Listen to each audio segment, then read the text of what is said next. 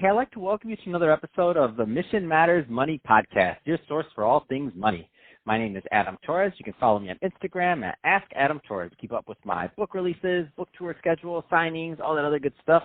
Always love to connect with you there.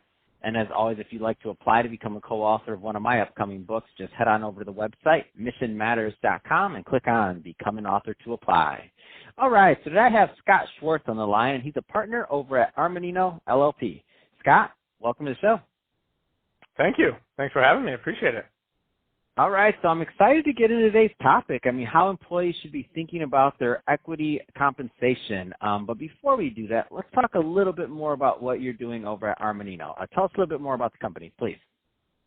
Yeah, we're an accounting consulting firm, about the 20th largest firm in the country, and what I kind of focus on, just to narrow it down. So we do your traditional audit and tax services as well as a whole bunch of consulting, but we're very focused on the technology industry. So that's my bread and butter, working with tech companies of all different all different spans. So biotech, SaaS, med device, et cetera. So, and we're helping them do financial planning. We're helping them do valuation work, equity compensation, which we're going to dive into, transactions, M&A, IPO readiness, audits, and the like. So we're very focused and have expertise in various technology niches, we call them.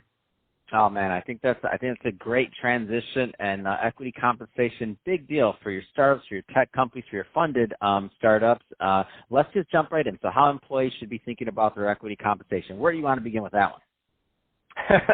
Yeah, I mean, I think what we find, so, we typically get hired by a company, and as part of that engagement, we're helping employees, doing employee education. And what we find to begin is just employees understanding, what do they have? What did they get? Mm-hmm. You negotiate something in your offer letter, but then ultimately when you get hired and you start, you get a grant agreement. So understanding, what is that? What are you getting? Are you getting an incentive stock option? Are you getting a non-qualified stock option? And then asking more questions. What are the tax implications of that? So, the first and foremost, whether you're in a private company and you're probably getting stock options, or you're at a public company and you might be getting restricted stock units, or you might have an ESPP plan, which I'm super excited for companies that have those. It's all about knowing what benefits are available to you, reading those plans, asking questions. I can tell you our clients love it when their employees are asking, hey, what does this mean, right? Because most employees just take the, digital grant agreement and sort of stick it in the virtual drawer, we call it, and are on their way. So I think that's step number one, is just understanding what you have. Let's just for a moment explore this from the side of the business owner. So what are some of, and we don't have to get too granular, but just to get people thinking from the other side of the coin, a lot of business owners, entrepreneurs, executives listening, what are some of the benefits of putting together some of these plans that you've noticed in tech companies or otherwise for the employees?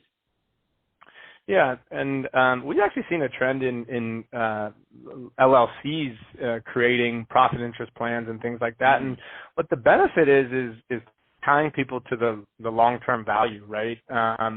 It's not a short-term game, right? If I get a stock option today and it's priced at $1 and the market price is $1, the goal isn't that that price goes to $1.05, right? The goal is that we have a liquidity event down the line, whether that's a acquisition, or it could be an IPO, or whatever it is, right? It could be a secondary, right? We're seeing a lot of, and we could talk about this, we're seeing a lot of secondary transactions going on where employees are getting liquidity. So I think the idea, if I'm a business owner, is thinking about basically where you want your employees' mindset to be, right? You want them focused on the long term. You want them aligned. You want them bought in with you. And I think that's a way that you can achieve that is through some sort of equity program. And there's different realms. There could be shadow-based plans that are cash-based, or there could be true share-based equity programs.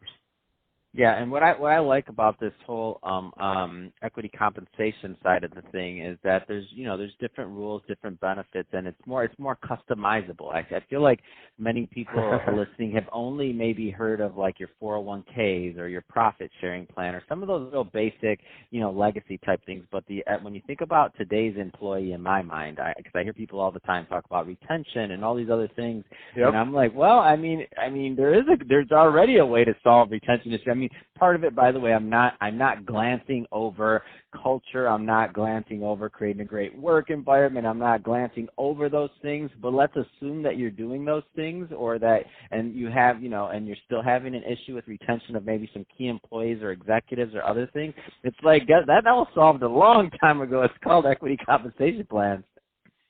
Yeah, I mean, that's a really good point. And we like to think about your equity compensation plan has to fit in with your culture, right? It has to. Absolutely. It's got to be part of your total benefits and your total culture. But to your point, do you want to have a broad-based plan, right, which maybe is everybody from the CEO down to the janitor, right, who gets options? Or do you have a focused sort of, more of an executive or middle management plan, right? Those are some of the flexibility that some of the options have. Right. Yeah, or both. So it's not an either or. I just want to throw that out there for people that are listening that aren't aware of it, or you could have both. It just depends. Right. And I think that is the beauty of equity compensation. The other thing is the instruments, right? There are a number of different instruments that you can grant out there. What we do caution is sometimes companies get a little bit too creative, right? They create, again, because of that flexibility, they create plans that are intended to achieve X, but they're so complicated and they have so many performance milestones that the employee doesn't ultimately understand it in the end. And so while there's flexibility, right, like anything, you have to be cautious with how you use that flexibility. Because in the end, your employee has to understand how do they achieve it and what the end kind of outcome is.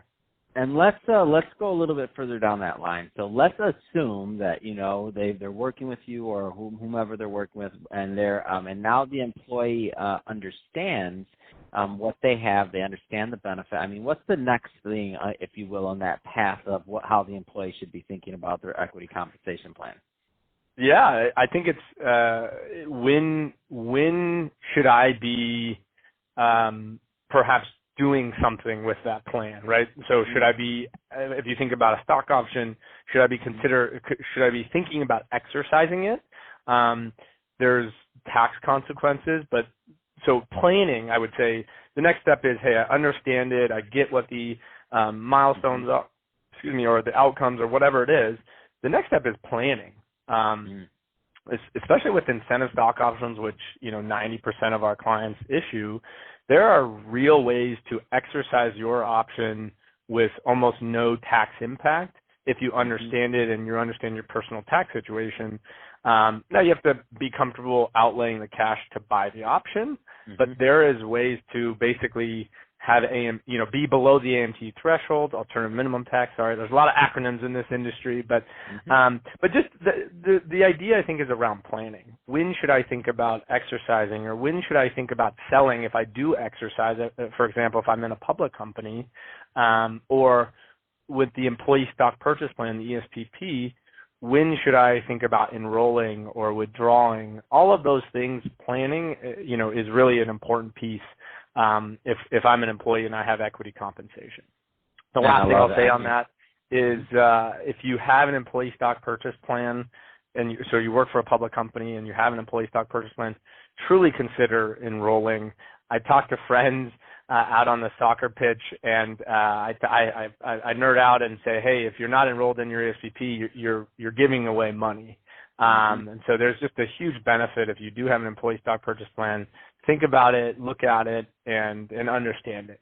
So I love it, and I think you hit the nail on the head with that one. Planning. I mean, that cannot be underestimated. You have your typical, and again, going back to why. I mean, a lot of times you have your normal 401k. These things are really easy to understand. So maybe your financial advisor, whomever you're working with, that they have that modeled out. But you really want to get it, if you have the option for these equity compensation type plans, and you are taking advantage of them. You want to make sure they're modeled out in the context of your your overall financial plan, especially depending on the size of it, because it can make a huge difference.